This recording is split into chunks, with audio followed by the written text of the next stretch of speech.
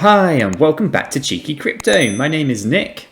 And my name is Chris. And Nick, what have we got in store today? Today, Chris, we're taking another cheeky look at Spark, Flare networks. We're taking a look at XRP and everything leading up to the snapshot that's going to happen here on Friday night, or I guess more specifically, midnight. On the 12th of December. So really interesting one. We're going to get into what Crypto Wolf has been tweeting about. We're going to have a look at the market, see what's happened today. We'll have a look at the XRP chart as we lead up towards this snapshot. So hopefully it's going to be an interesting one, guys. And if you do find it useful and informative, do go ahead and smash that like button for Chris. He really does appreciate it. And as always, if you're new here, go ahead and subscribe to the channel. By subscribing, you'll be kept up to date with all of the videos and live streams that we do here on the Cheeky Crypto channel. Right, Chris, with that said, let's jump over to the markets and give our kind of thoughts and see what's happening in the last 24 hours there and have a look at the chart. Yeah, let's do that, Nick. I'm really excited about this one. Fantastic. Right, so here we are on a coin market cap. I'll give it a quick refresh. I have my watch list here of 21 projects that we watch here on the Cheeky Crypto channel. And we can see that the market cap is 566 billion USD with a trading volume of 114 billion. Bitcoin's dominance here is at 62.6%. So if we look down here, we've got 1, 2, 3, 4, 5, 6, 7 projects in the green, and the rest are red. So things like Bitcoin down, Ethereum down, and XRP is also a little bit down. Let's call out the big wins though for today, Chris. We have VeChain here at 6%, which is doing very well. We have Hedera at 8%. Very, very nice there as well. Solve at 4% as well, so pretty good. But let's have a look at the XRP in a little bit more detail. So here we can see it's trading at 60.4 cents. Okay, market cap is currently 27.4 billion. The volume for today is 7.9 billion USD, and the circulating supply is still 45.3 billion XRP. The maximum supply is the 100 billion that we all know, and the total supply is 99.9 billion, and we'll call that a little bit of burn, etc. there. And to refresh everyone's memory, we are on an all-time high currently of $3.84. That happened on the 4th of January 2018, and I think 2021 is going to set a new all-time high. So watch out for that space, Chris. I think it's going to be an interesting one. Right, let's have a look at the XRP chart. So here I've been messing around with it today, and I've had a little bit of a play around with the fib retracement that's on here. I've also put in a little bit of a trend line that I saw forming. Not 100% concrete that is a guaranteed trend line, but it's a nice one to kind of see there. And I also took the liberty here of taking the history here and applying it to our current position as well to see what happens.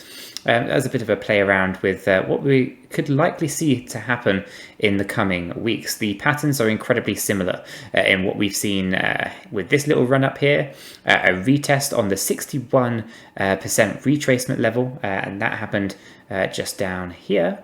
Okay, so that's really positive news. The last time that happened, it took XRP much longer to actually achieve it, right? So we look here. If I click on here, we can see that this fib retracement from the low to the high, we didn't test this until this point, right? We tested the 61 over here, and then we tested the 78 at that point, and that's when we started to get this nice rally up. Now, this one here took a significant amount of time from the high to that low point. Okay, so we got that much sooner. So the question really now relies on, after the snapshot, are we going to see a fib retracement of the 78 level before we start to move up to here? Now this is really interesting because this is the spike that then basically goes parabolic, right? And it goes way up there. We all know that. So I've taken that and I've relayered that onto our current position over here. Now it's not necessarily going to be in the right place. I've just layered it here because of the snapshot, and I wanted to see what that might look like given the snapshot that's going to be happening in a few days. So we'll see, we tested that level. We haven't tested down here yet, right? So the history, we should be testing this level at some point, right? If we were to mirror exactly what's happened. We have a slightly different range, I guess, or a different environment that we've had in the past. So we might never actually test this level. The main thing that we've seen is that we've tested the 61. Okay, so this is still basically a confirmation of testing a level at that degree on a retracement. So it's interesting to see what happens next. So this is the chart or the history that I've then pasted on top, right? So to start with, we can see this nice rocket, I guess, just launching up here and touching on the $1.10 resistance line. Now, obviously, I put this in before I put so I put all of these resistance lines in and these support lines before I overlaid this. It was a bit of a coincidence, really, that we had this marrying up so nicely where we currently are to all of these kind of support and resistance lines. It almost looks like I've placed it here deliberately, which, God's honest truth, I did not do. So it's really interesting to see how these supports and resistance are lining up so nicely for this run. So this goes up to $1.10. Then we see a retracement down to the 88-89 level here. Then that potentially shoots up to this level here, about 130, comes back down, tests this support at 120. Yeah. And then we go up, Chris. We go right up here to $2.30, potentially then down to about 180 before we kind of go sideways a little bit of trading. And then we take another leg up. The next leg up here goes to $3.27 approximately. And then we go higher. We go up towards $3.65. And obviously it starts scaling nicely from there. Now, if I zoom out and zoom right up, this has the potential to go all the way up to what a lot of analysts are talking about, up to the $10.29 level.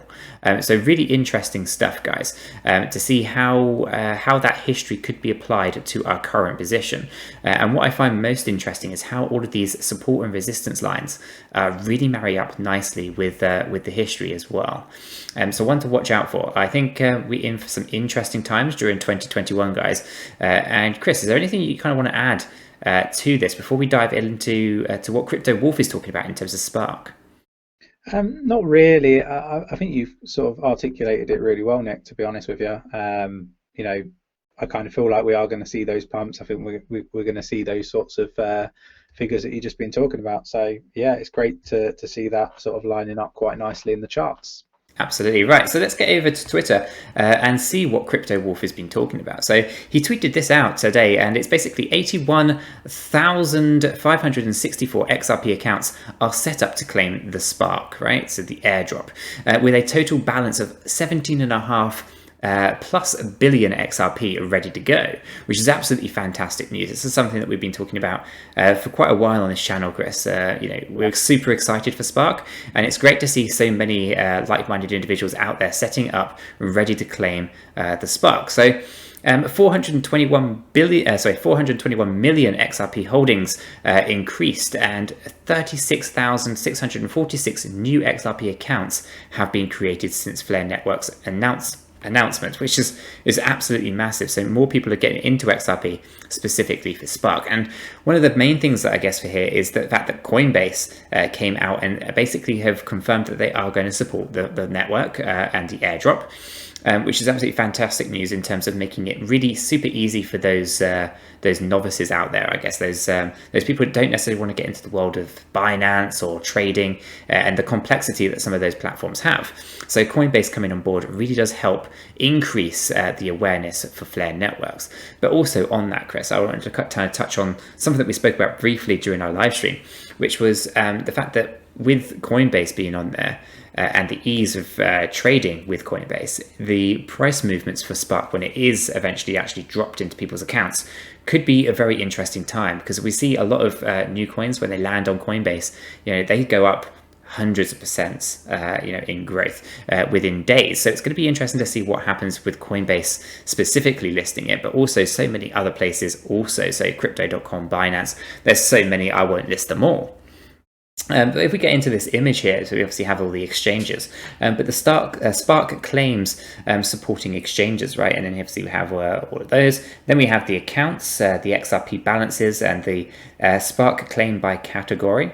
We have the distributed Spark distribution confirmations, and we have the total amount of Spark, right? So really interesting to see it. It's all there, guys. It's kind of accounting nicely. And if we go to the next screenshot that he sent out, we have the XRP holdings increasing since the announcement, which is the 421 million. We have the XRP holdings increasing as a percent, which is 17% increase. New accounts claiming Spark, 36,000, which is a 45%. And the accounts claims Sparks is 81,000 accounts, and here's the data, which is really fantastic to see it. So balances and where all that kind of sits. So it's really interesting to see, pick where you are, guys. Where are you in this listing here? So we can see here, for 100,000 XRP to 200,000, the percent is 13 of grand total. So a nice amount of Spark just allocated there.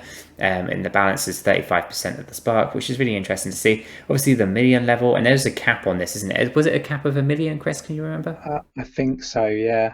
Yeah, so they've obviously put a cap in on what amount you're allowed to claim in terms of Spark, which is fantastic as well. And obviously that gets fed into the incentivization pool to utilize the network when Spark does drop. So really good stuff. Really, really happy to see more on this, and supporting exchanges is really good.